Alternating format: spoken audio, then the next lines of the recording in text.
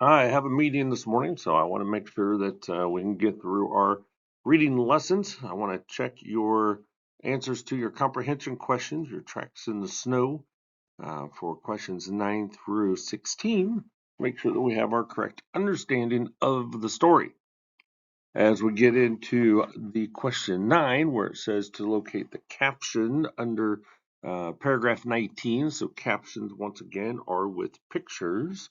And we look at what it's talking about. It says a flashing photinous firefly, looks good to his mate, but he looks delicious to the photourist's cousin. The question in red says to explain why this picture and caption fit into the subhead section. So when we look at the subhead section, once again, we are talking about spying predators. And when we look at the caption, we can see the two different types of fireflies, the photinus and the photourus. The photourus is a predator to the photinus. So the reason that they connect together is that the subhead is about spying predators, and therefore, when we see that the photinus is being watched by his predator cousin, the photourus, they go together and support one another. Question 10 says to locate and mark the onomatopoeias of paragraph 20 through 22. So when we look at the onomatopoeias, you can look it up or you can look in the introductory pages of the story and it goes through the concept with you as well. The onomatopoeias are words that we use in writing and reading that give us sound, such as these. So if you ever have seen the old late 60s Batman and Robin TV series, then they did a lot of those bing, bang, pow type things, which were onomatopoeias. So when we look at onomatopoeias from this particular section, then we can see the sounds of the moor frogs, the wog, wog, wog. Right, so it gives us an idea. We know what frogs do sound like, but then we end up with a wham, all capital letters, all bold, with an exclamation mark afterwards. So the question is, why does the author choose to use this type of figurative language? And that would be so that we can hear, as a reader, what is happening. So our figurative languages, we've talked about similes, metaphors, idioms, hyperboles, personifications, our sensories, which includes all five senses, and now we add to it the onomatopoeia, which are words that give us sounds. But it's to involve the reader every time so that we can get an idea, an image, a visual, be able to smell it or see it, or in this case, hear it to know what is happening. Then, as you got into question 11, you were introduced to a new literature term that some of you probably haven't heard before, which is anecdote. Notice it doesn't say antidote, which is the counteraction to a poison. This is an anecdote, which is a literature term. And you could have either looked it up to figure out what it meant or looked in the previous page to the story. So you go to the front of the story and turn back one page, and you would have seen the literature information such as the genre and things like that. So then we look at the idea of an anecdote. It says, it is a short account of an event that is usually intended to entertain or make a point. Authors use anecdotes to introduce or illustrate important ideas in a way that is easy to understand and remember. As you read the following informational text, note how the author uses anecdotes to structure and present his ideas. Think about how the anecdotes help explain those ideas in a humorous and entertaining way. So, as we're looking at 20 through 23, the question is, how does the author use humor to help you understand the text's important ideas? So, when we start looking at what's happening, we have the moor frog. He's beginning to wake up in the spring, and he's saying his little calls, wog, wog, wog. Once again, onomatopoeia is making sounds. Says, not minding that the ice has barely loosed its grip on the pond edge, the frog has emerged from wintering beneath marsh bottom muck. He's all set to attract female moor frogs the moment that they wake from the chilly months of sleep. Wog, wog, wog. Wham! So then it says, with a lightning strike, the long lance like bill of a white stork jabs through the marsh grass and snatches up the singing frog. In an instant, the tireless music maker becomes the dinner of a spy. So how does that help us understand? So we have this anecdote with the moor frog, and it's just showing how he's going about his lonely day, just calling for a girlfriend, waking up, stretching, not paying any attention to anything going on around him. And then all of a sudden, out of nowhere, we have this spy who comes in, takes his life. Right? So he's trying to use a little bit of humor here to show us that bad things do happen and you don't always expect it. When we get into questions 12 and 13, then we're going to use paragraph 25. It says to locate these hyphens, these dashes, the grammatical marks. So as we read paragraph 25, it says some spies can intercept signals sent by plants. Bright flowers invite bees and other animals to come for a meal of pollen or nectar and to pollinate the plants at the same time. Scientists believe that the most symmetrical flowers, where each half mirrors the other side like two sides of a face, help bees and birds recognize them as healthy with top quality pollen and nectar.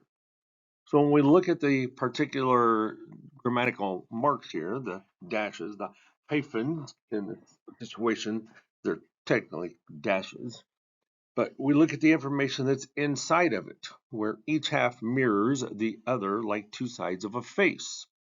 So if I would remove that, so once again, we've talked about dashes before in previous stories, and we talked about the purpose of it. We can read the sentence without that information. Scientists believe the most symmetrical flowers help bees and birds recognize them as healthy, with top quality pollen and nectar. And that makes complete and total sense. However, maybe the author thought you might not know what symmetrical means. So the author has added that extra information inside of there simply to provide you with the definition. When I look at question 13, then knowing what the definition of symmetrical is, how does that help us understand the crab spider, not scrab spider or whatever I was going to say? How does it use symmetrical flowers to hunt honeybees? Well, then once again, we recognize that if it is a symmetrical flower, scientists believe that the bees and the birds are going to recognize them as being the better flowers to provide them with food. So if the spider can recognize it as being a healthier flower, knowing that the bees are going to be there, it's going to use them to hunt and to find its food.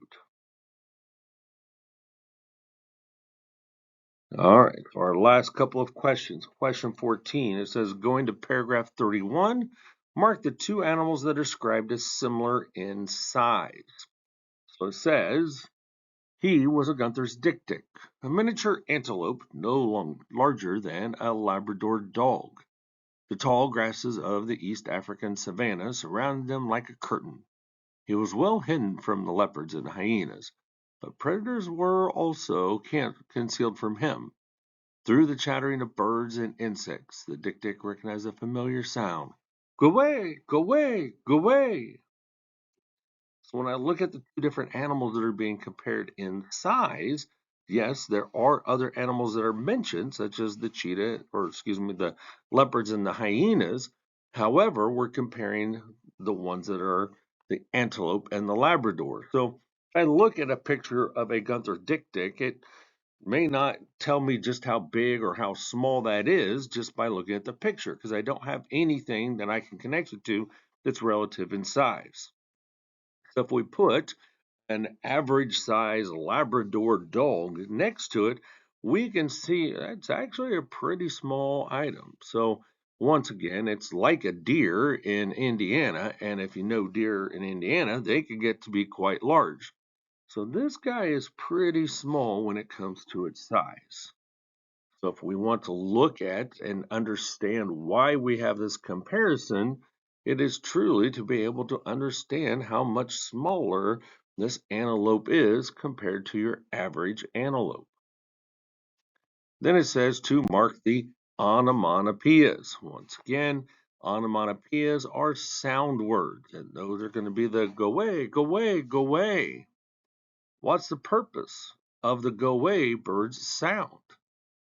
Well, it's going to be using, the sound of go away so that we understand what it is saying. Finishing up with question 16, it says locate the response of the Gunther dictic upon hearing a go away in paragraph 32.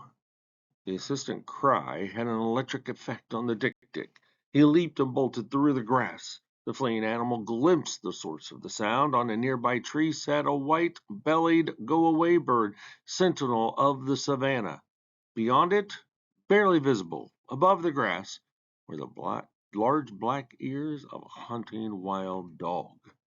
So when we see that the go-away bird is calling out, right? They're giving an alarm. Their alarm is go away, GWAA, and we're told that it sounds like go away, go away. So they're giving the call out as a warning there's a predator around. And then the response of the Gunther dik-dik, the teeny tiny little antelope, is that he leaped and bolted through the grass. So since the dik-dik is eavesdropping, he's listening to the go-away bird, and the go-away bird gives the sounding that a predator is near. He is able to respond and get away just to live another day. All right, so hopefully you're taking your time, you understood the questions, you found the answers. Once again, it is about using your text to prove your answers. When you have a comprehension test coming up, then you need to be able to use your text to prove your answers, and that's what we're working on all year this year. Finding the text evidence, inferring, and making some understanding in our comprehension. All right, so now these are to be submitted today for a grade. You also have set 8 that is due tomorrow for Stargirl, so you should work on that or any other missing work that you have.